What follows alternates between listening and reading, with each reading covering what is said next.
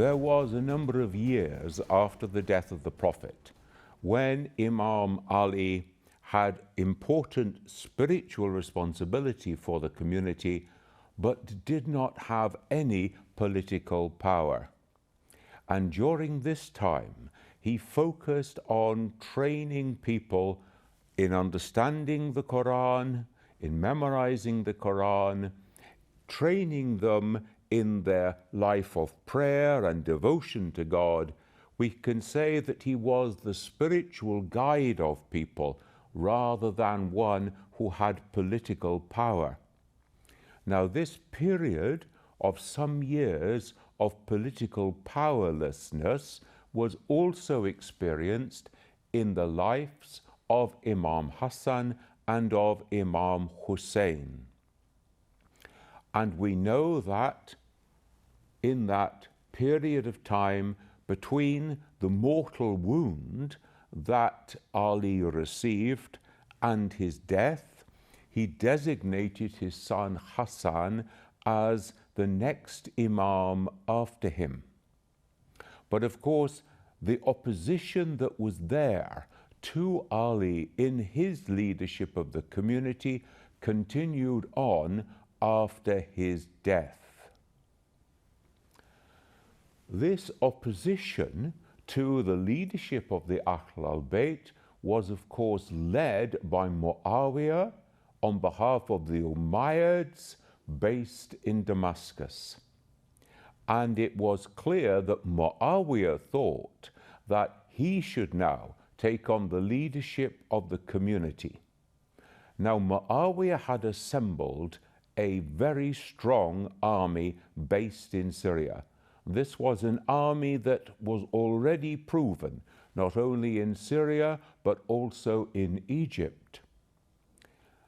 If Hassan had stood his ground and demanded that his was the right to be the leadership of the community after the death of Ali, then there would have been colossal fighting. There would have been colossal loss of life. And Hassan was conscious that many of the young in faith Muslim community at this time didn't really have a very developed and strong faith, and therefore it was much more important that he should concentrate on the inner development of people rather than to struggle for political power. So these two factors, the need to build up the inner spiritual discipline and the fact that Muawiyah had such a powerful army that it could have resulted in massive loss of life, meant that Imam Hassan came to an agreement with Muawiyah. And the agreement was that Hassan would withdraw from any kind of political leadership, would concentrate on spiritual guidance and spiritual leadership amongst those who would come to him in Medina, and that Muawiyah would take on a political role within the community, but that after that, at the death of Muawiyah, the matter should be resolved by a conference, by a consensus-seeking meeting of the elders of the community. So in this way, a treaty was entered into between Hassan and Muawiyah. Now, during the remaining years of his life, Imam Hassan was living in Medina, and he was training the spiritual nature of the people who were coming to him to seek his guidance. One of the important lessons that he taught was about patience. He called it waiting upon God. It is God who will decide when the moment is right that you should take a move. it is God who tests our patience, that we do not always receive everything that we think we should have all at the same time. So therefore, patience, waiting upon God, is an important part of the spiritual life. During this time, Imam Hussain spoke a good deal about death. He said on one occasion, "Death is inevitable. We are to engage with the world, but to refrain from worldly ambition." It is as though some people think that they're going to live forever and never be held accountable for their life. However, Imam Hussain tells us death is inevitable. Therefore, judgment is inevitable for each one of us. So our concern should not be about building up worldly ambitions, becoming wealthy and powerful in this life. Instead, we should be concentrating on those higher things, our relationship with God, building up the goodness of our family and of the community.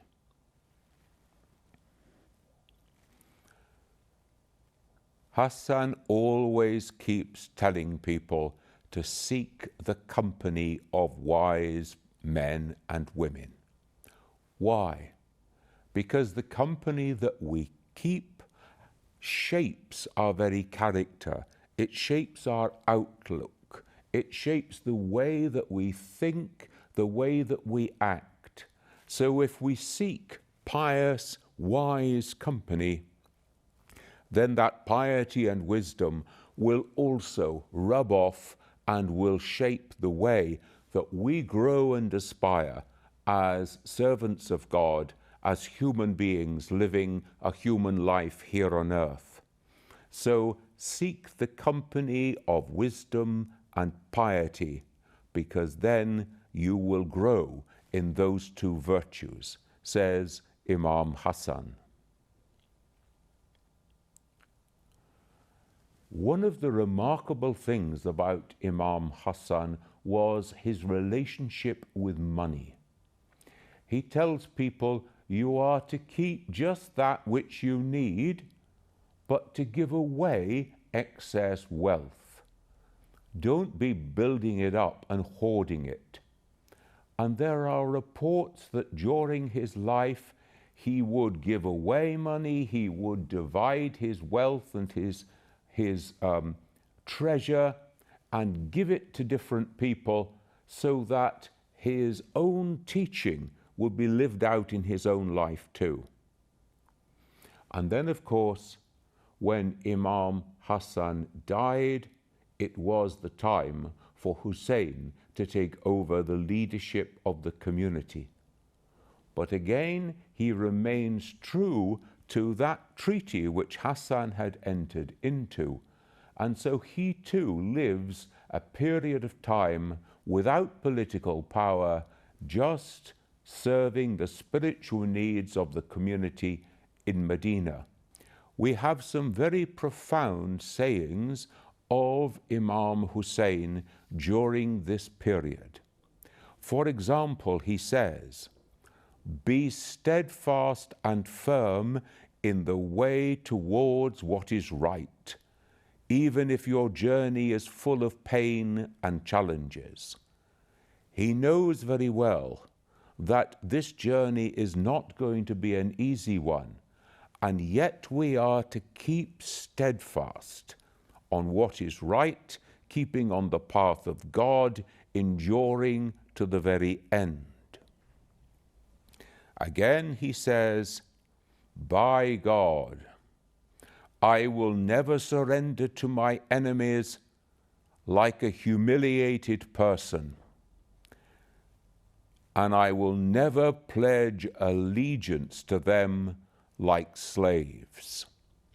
Remember that during this period he is aware that Muawiyah is growing in strength, that he is scheming against Hussein to make sure that the leadership of the community remains in the hands of the Umayyads. He's not made a move yet, but that's already part of his scheming and planning. And therefore it's clear that Imam Hussain will never give in to that kind of tyranny even before the challenge is made. Again, on another occasion, he is reported to have said, "To me, death for the sake of what is right is nothing but happiness, and living under tyrants, nothing but living in hell." So we can see that his whole life is focused, that this life is not all there is. And a life of luxury under tyranny has no meaning and no joy in it at all. But rather, he is prepared to take a stand for justice, even at the cost of his life. And so we're seeing a foretaste of the way in which the story is later going to develop.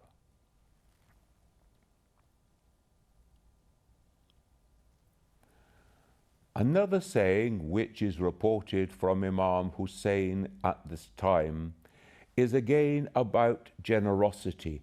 This becomes one of the hallmarks of the Ahlul Bayt. And he says, the greatest generosity is to give to the person who is not expecting to receive from you. Now, giving to someone who thinks that they have a right to receive from you, or giving to someone who thinks that they expect to receive from you because of their closeness, their kinship, or whatever, well, that's one thing. But the generosity of the Imam is to touch the inner heart of the person who thinks that he will never receive anything in the way of goodness or a gift from the Imam. And in this way, the gift touches the very depths of the heart of the individual and turns him in a profound way toward God in thanksgiving. Another of the characteristics that we see in the members of the Ahlul Bayt is their concern for the poor, their concern for those who are in need.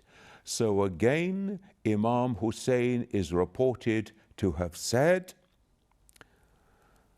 "God will help the person who cares about other people's needs, both in this world and in the hereafter."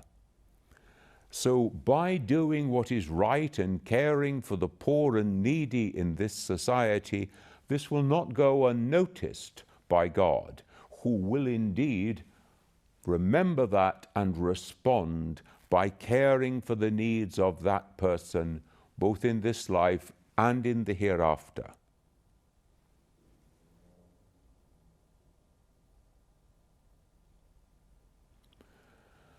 One final saying which Imam Hussain leaves with us is to tell us to beware of those people whose great concern is the sins of other people while they neglect their own sins.